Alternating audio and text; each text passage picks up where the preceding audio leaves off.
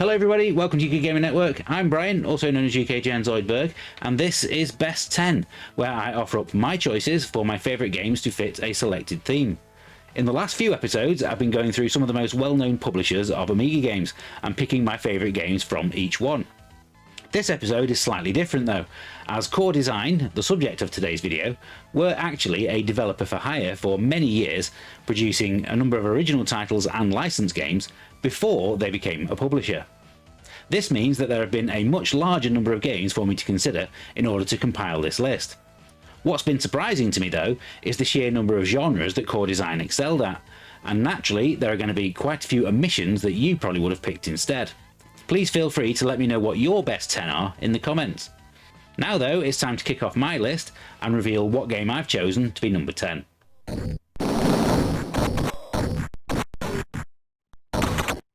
A number of early Core titles had the unmistakable graphical style of Terry Lloyd, and Warzone is probably the best example of his work. It's also, I would argue, the best commando-style arcade shooter on the Amiga. Admittedly, there isn't a lot of competition in this area. Giving the player an energy bar rather than dying from a single hit was the best thing that the designers could have done, and you'll make steady progress through the game as you learn enemy locations during play. There are some nice limited use weapons that you can collect too, although sadly those can frustratingly be lost by a single hit. It has a great 2-player mode too.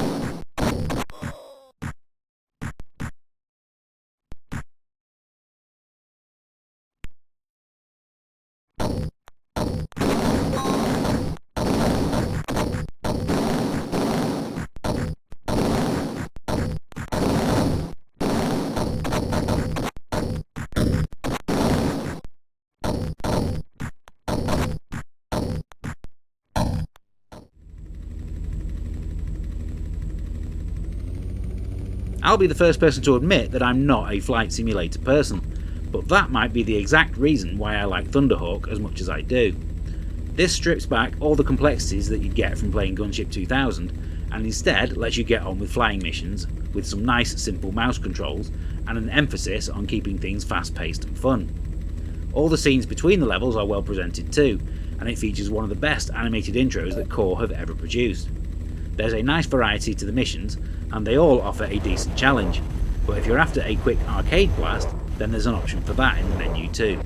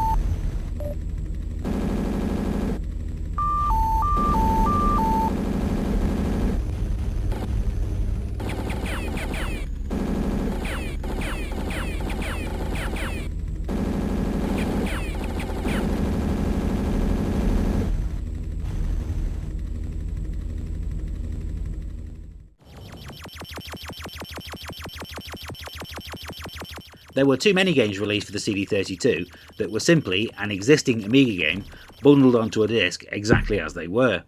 Skeleton Crew, however, is one of the few that actually made use of the hardware, and maybe if there had been more like it, the console wouldn't have failed like it did.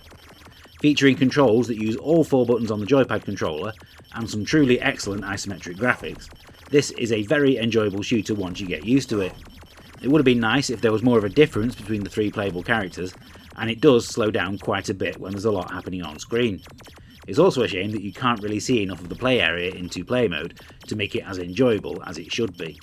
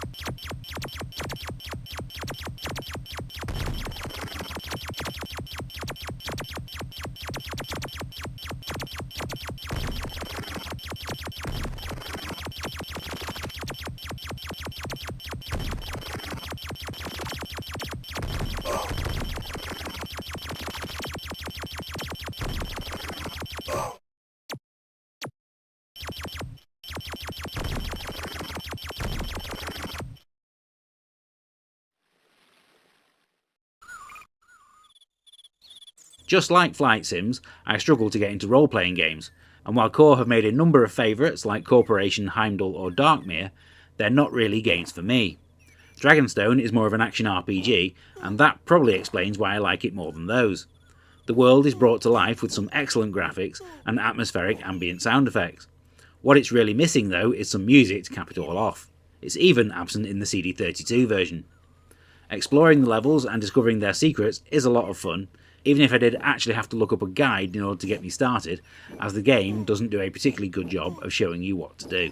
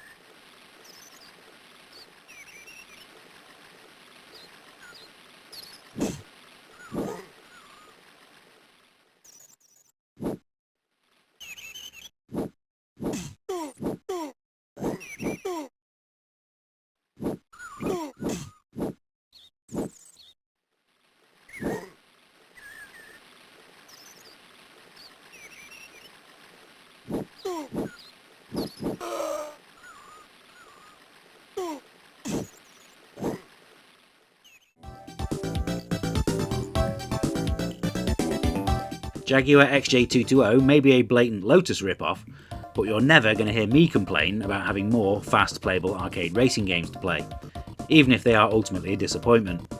Yes, the cars really don't look like they're on the road. Yes, the structure of the single player mode makes it take too long to get to the truly good stuff. And yes, having to pick between sound effects or 6 bland pieces of music is annoying. Despite this though, the game is undeniably a lot of fun, especially in split screen 2-player mode, and the easy to use track builder gives it a very long lifespan. Definitely not worth 98% though.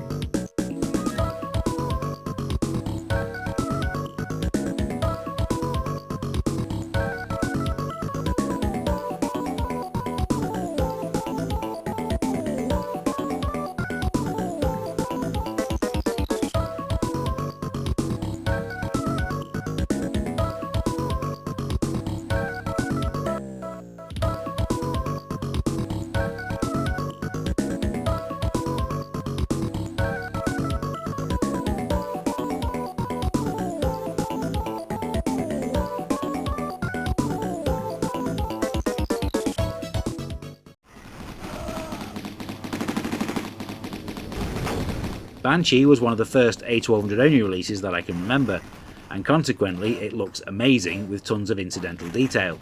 Check out the small fires on your plane as you take more damage. The storyline is complete gibberish and best ignored, but thankfully nobody plays scrolling shooters for their complex narrative. All we need is some good weaponry and lots of big things to shoot, and that's where this game delivers in spades. I've spoken before about how I think that levels are too long, particularly the early ones, and the bosses aren't very interesting, but neither of these things can stop the game from being as much fun as it is. It can be quite tricky to start with, but taking your time to work out the weapon systems will reap great rewards.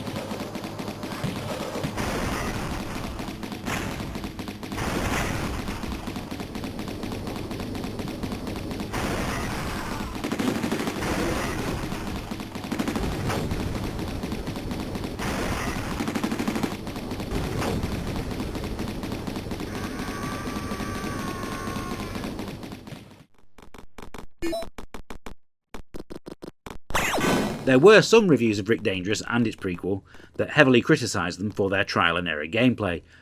Amiga power. While I admit that it can be annoying at times, the game just wouldn't be the same without the jump scares that come with each hidden trap, and I don't feel that it prohibits the amount of fun that the game is. The second game made enough improvements over the first, like bombs that can be slid along the floor, and secret rooms that actually ended up acting as checkpoints, that it gets my vote for this list. I'm not a fan of the fact that you can choose which level to play first, but thankfully that's something that can be easily ignored.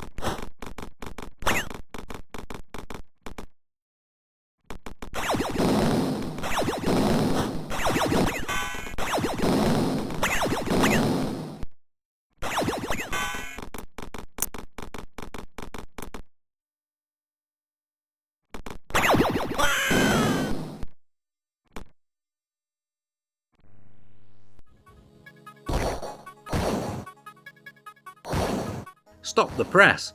Wolfchild somehow manages to feature both music and sound effects at the same time. What is this alchemy? Joking aside, the main stumbling block for this game is that it exists in a genre with so many true Amiga classics.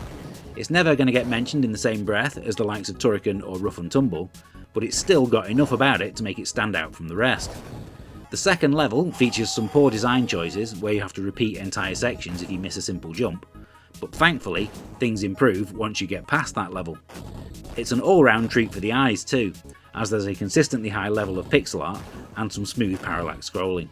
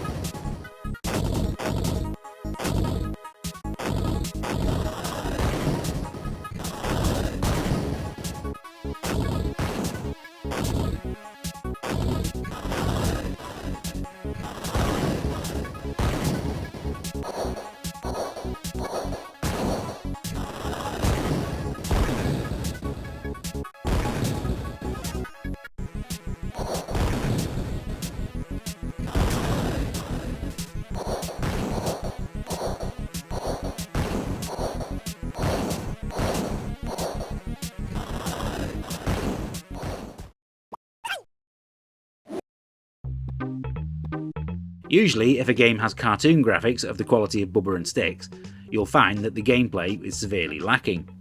That's absolutely not the case here. The animation in this game is nothing short of exceptional, and it's packed with fantastic little touches that made me giggle. In gameplay terms, it's probably more of a puzzle game than it is a platformer, as you have to work out how to use your little stick friend in order to get past each obstacle. It's clear that the designers revelled in coming up with the different ways that you can use a stick to solve puzzles. As it turns out, there are rather a lot. My only real issue with the game, and the reason that it's not in the top spot, is the lack of levels, and it won't take you long to finish them all. I would have been more than happy with double.